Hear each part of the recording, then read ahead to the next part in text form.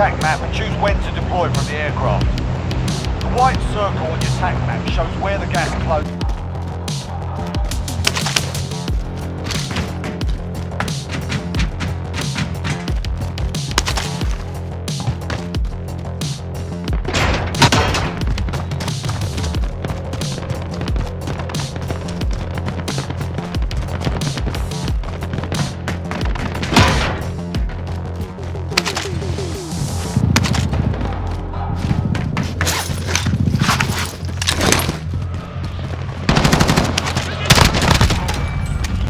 Well done.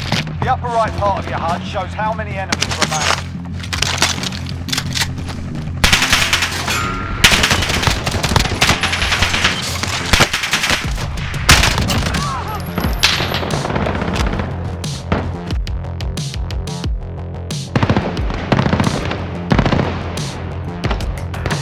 Grab some armor plates.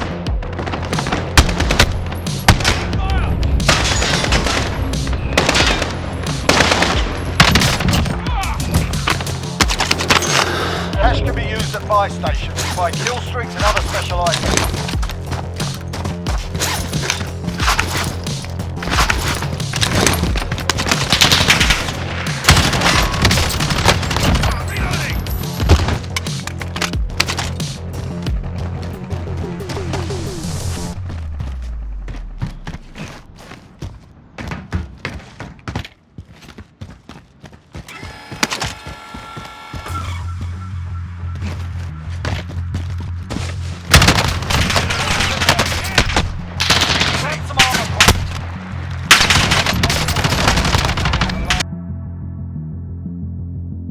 Keep searching the building until you find a better weapon.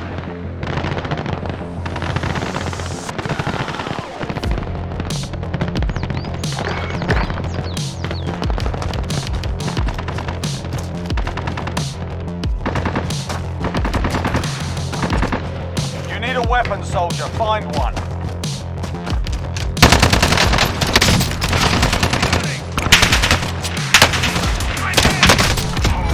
Grab some armor. Reloading!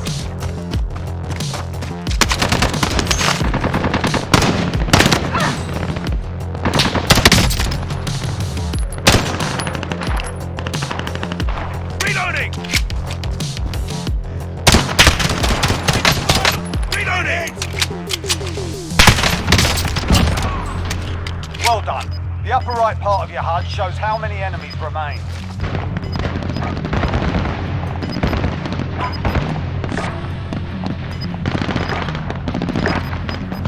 Gas is moving in. New safe zone located.